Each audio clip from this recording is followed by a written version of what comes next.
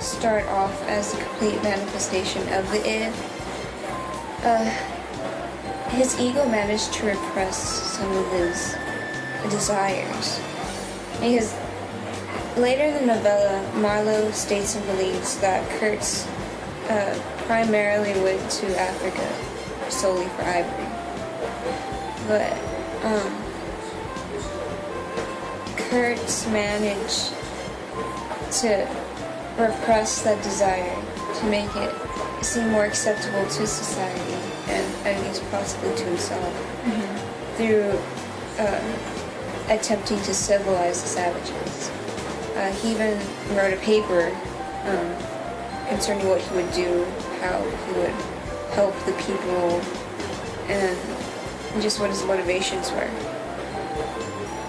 But then as Kurtz actually got there, he started to change more. Yeah, he lost control of his id. Yeah, when he entered the heart of darkness. So. But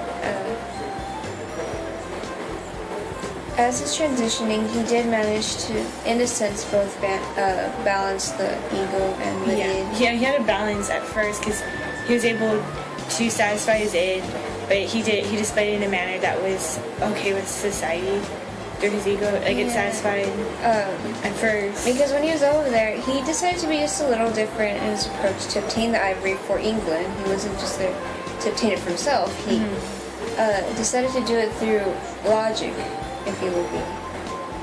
Through trying to convince the savages that he was their king, he was superior to them. And the savages managed to buy it. And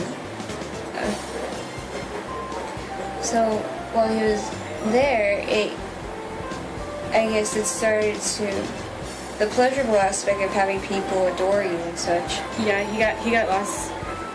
And it started to take over him. And so he was already getting motivated. He was motivated to just start obtaining ivory solely for himself.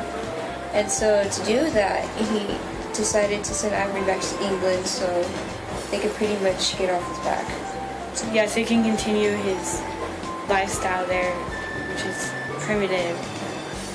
And after that, he really started to exemplify primitive behaviors or just act on his pleasures. Yeah. He adopted the savage lifestyle. He was full of violence. Yeah. He displayed greed. He placed heads of rivals or people that challenged him on stage. Yeah. I mean, how more primitive can you get? And he started to partake in the rituals the natives had, and he even threatened to kill one of his fellow his friend, just for ivory. And even in the book, when Marlowe just describes Kurtz, you just get a feeling of someone that's very selfish and greedy, such as in like part 3 when he's talking about when he's just having flashbacks of just what Kurtz was like and just when at the point where he was already dying. He says, I remember his abject pleading, his abject threats, the colossal scale of his vile desires.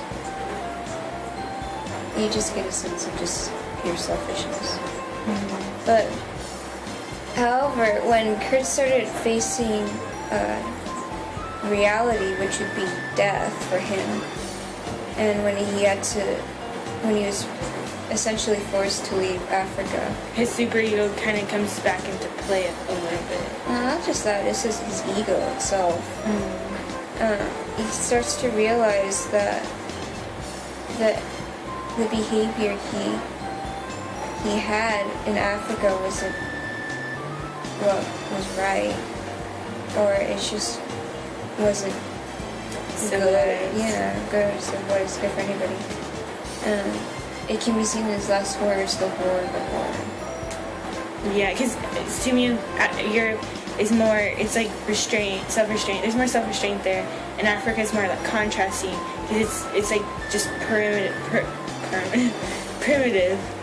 It just represents the id, and like Kurtz contrasts Marlowe because he loses control of the id, and Marlowe kind of represents the ego because he's able to observe this and he has more balance in his conscience. And basically, I think of it as it's like the farther you go into Africa, like in the stations, like it gets more uncivilized within each station you go, like within the journey, like the deeper you get, the more uncivilized it. And then here you have Kurtz, in the center of all of it, and he just represents the id in the most perfect way, because I mean he was the most uncivilized person there. It just really, I think it contrasts. Yeah, he just did whatever he felt like doing. It was just all about pleasure. He had almost like a concubine from the whole song. Yeah. I mean, he was just like a whole nother state of mind, and I think it's just like contrasting people, contrasting places, and I think it's when you get to here, like to Africa, it's kind of like humanity, like because Kurtz kind of in a way represents humanity and kind of like in this like raw state, and how when you like get to this like how even though you're civilized, even when you're faced with this, you still have the chance of becoming uncivilized again, no matter how civilized you were. I mean, the unconscious mind is really powerful, and it can take over of your actions, even though you might not know. And that's where his id basically took place, and his unconscious desires overpowered. That could also be due to perhaps society restraining us from what we actually want to do. Yeah, I can see that. Because when he left England, when he was in England, he was respected by everyone. Everybody saw him as a great man, and he continued to, because due to the lack of communication we can have at that time between two different countries. But when he went to Africa, he was able to, like, there was no social constraints. He was able to just freely, and I think freely, like, just express his desires. And I think it just shows, like I said, it shows that even if you're civilized, this primitive, unconscious behavior can come out, no matter who it is. Like this really respected guy in Europe. I think it just represents how like powerful like the unconscious mind is, whether we think it or not, whether we have control of it or not. It's really